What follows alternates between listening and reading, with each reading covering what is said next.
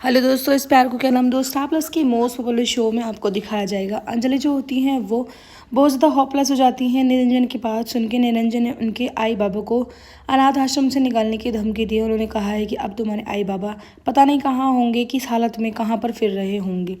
अंजलि जो होती है इस बात को लेकर आस्था से बात करने की कोशिश करती हैं। उधर आप देखेंगे वरद जो होते हैं वो अपनी बिटिया को लड्डू खिलाते हैं कि तभी उनकी काव्या कहती है कि पापा मम्मी को भी खिलाओ ना। जैसे ही वो सोजल को लड्डू खिलाते हैं कि तभी वहाँ पर उनकी गर्लफ्रेंड जो मानसी होती है वो वहाँ पहुंच जाती है। उसका आस्था ने इनवाइट किया हुआ होता है। सोजल मानसी को देखकर एकदम से गुस्सा करने लगती है। वरद से कहती हैं कि इसको यहाँ पर किसने बुलाया है। वो कहते हैं कि मुझे नहीं पता इसको यहाँ पर किसने बुलाया, और फिर हमारे घर पर गणपति जी आए हैं, वो हमारे मेहमान स्वरूप है, इसलिए तुम उसका ऐसे कोई अनादर नहीं करोगी।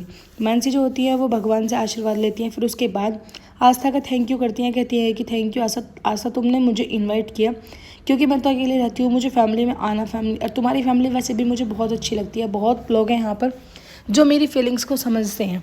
आस्था जो होती है वो पानी लेने के लिए चली जाती हैं मानसी के लिए। मानसी जो होती हैं वो वहीं पर खड़े रहती है। सोजल कहती है कि मैं अभी आ रही हूँ। उधर आप देखेंगे ज्योति जो होती है पहले तो अपने घर आने के लिए बोल देती है, लेकिन फिर उसके बाद उसका मन जो होता है वो ख़राब हो जाता है। वो आने के लिए मना कर देती है, कहती है कि मैं नहीं जाऊँगी।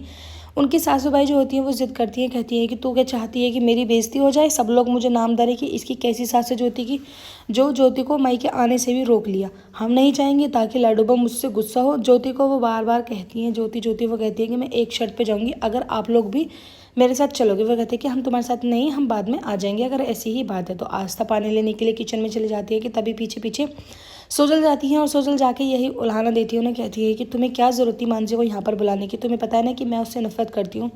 आस्था कहती है कि इसमें नफरत की क्या बात है, अरे उस शहर में अकेली रहती है, अगर उसे हमने बुला लिया तो इसमें क्या गलती है, और वैसे भी हमारे घर पे पापा आए हैं, हमारे यहाँ पर जो भी कोई मेहमान आएगा हम उसका आदर सत्कार ही करेंगे।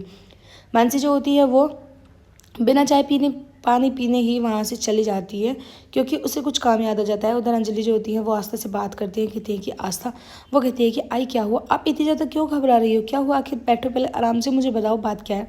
वो बताती है, कहती है कि साहिब ने मुझसे यही सवाल बोले हैं कि तुम्हारे आई बाबा कहीं अब रोड पर ना आ जाए, इसलिए उनका अच्छे से ध्यान रखना। मुझे लगता है कि शायद मुझे एक बार अनाथ आश्रम जाके पता कर लेना चाहिए। आस्था जैसी ही बात कर रही होती है अंजलि से कि तभी वहाँ पर ज्योति आ जाती है अपनी नन्ही गुड़िया को लेकर। ज्योति को देखकर आस्था जो होती है उसकी लाली को अपनी गोदी में ले लेती है और उनसे कहती हैं कि सासूबाई आप जाओ। वो कहती है कि आई अभी तो मैं आई हूँ, तो कहाँ जा रही है। वो कहती है कि मुझे बहुत ज़रूरी काम है। आस्था ज्योति को वहीं पर रोक लेती हैं। जैती अंजलि घर से बाहर जाती है, देखती है कि उनके आई बाबा जो होते हैं उनको निरंजन लेके वहीं पर आ जाते हैं। कहते हैं कि मतलब देखो कितना अच्छा सरप्राइज़ दिया है मैंने, क्योंकि तुम्हारी इच्छा थी कि तुम्हारे आई बाबा यहाँ पर आने चाहिए, अब इनको मैंने यहीं पर बुला लिया है, इनसे मिलो, इनसे बातचीत करो। वैसे भी इन्हें तो हराम के टुकड़े पर पलने की आदत है। इतने गंदे शब्द बोलकर जो निरंजन होते हैं वो अपने सास ससुर का सत्कार निरादर करते हैं। अंजलि जो होती है उन्हें समझ नहीं आता है, वो अपने मन ही मन में बात कर रही होती है। कहती है कि हो या ना हो, लेकिन ये साहिब की कोई ना कोई ज़रूर चाल है, लेकिन इस चाल का भी कोई नहीं, धीरे धीरे मुझे सब पता चल जाएगा। अंजलि जो होती हैं वो अपने आई बाबा को अंदर ले जाती है, कहती है कि आओ आप अंदर, वैसे तो आप ठीक हो ना। वो कहते हैं कि हाँ।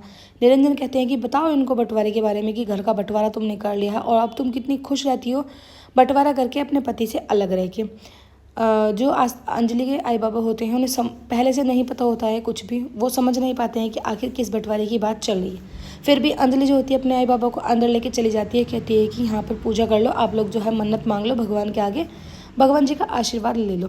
निरंजन जो होते हैं वो भी उनके पीछे पीछे चले जाते हैं, जहाँ पर जाके जो अंजलि के आई बाबा होते हैं वो गणपति पापा के आगे जाके खड़े हो जाते हैं और उनसे आशीर्वाद मांगने लगते हैं। कहते हैं कि भगवान जी बस हमारी बेटी को हमेशा खुश रखना, जितने कष्ट इसकी ज़िंदगी में आए हैं अब आगे और ये ख़त्म हो जाने चाहिए। उधर आप देखेंगे ज्योति जो होती है उनकी बच्ची रो रही होती है। वो कहती है कि शायद इसको जो है फिर से फीवर हो गया, मैं इसको दवाई दे देती हूँ, मैं इसके लिए पानी गर्म करके लेके आती हूँ। लेकिन आस्था एकदम से घबरा जाती है, कहती है कि नहीं नहीं, तुम पानी गर्म नहीं, मैं पानी गर्म करके ले आऊँगी, आप अपनी बिटिया रानी को ऐसे ही पकड़ लो। उधर निरंजन जो होते हैं वो श्लोक को देख के एक अजीब सा ड्रामा करने लगते हैं। पहले तो ये जताते हैं कि आई बाबा को मैंने ही यहाँ पर बुलाया, क्योंकि ये सब जो है आस्था की इच्छा थी और मैं इस घर का बड़ा हूँ, तो मुझे सबके घर की सबके मन की इच्छा की मतलब कदर करनी चाहिए।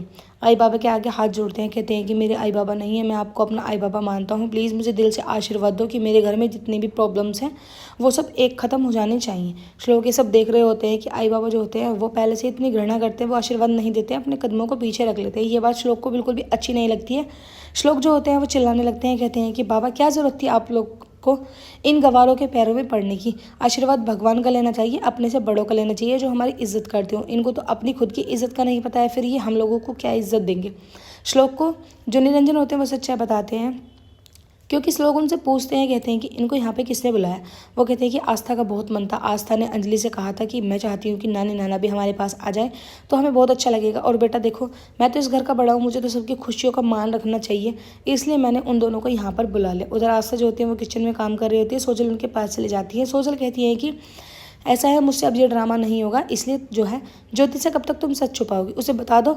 और शाम का प्रसाद जो है वो तुम्हें ही बनाना, मेरे बस की नहीं है इतना सारा काम करना। तुम तो अपना और आई का ही खाना बनाती हो, मुझे पूरे परिवार का खाना बनाना होता है। ये बंटवारे की बात आखिर कभी ना कभी तो सामने आएगी। एपिसोड की एंडिंग कैसी होगी फ्रेंड्स, आने वाले एपिसोड्स में आपको दिखाया जाएगा। ज्योति को सच्चाई का पता चल जाता है। इस सब चीज़ का ब्लेम जो श्लोक होते हैं वो आस्था पर डाल देते हैं। कहते हैं कि तुमने जानबूझ के ताई को ये सब कुछ बताया होगा, क्योंकि तुम तो चाहती हो कि हमारे परिवार की, हमारे घर की खूब जम के बेइज्जती हो। वीडियो अच्छी लगा लाइक करें, चैनल को सब्सक्राइब जरूर करें ताकि आने वाले नोटिफिकेशन आपको टाइम से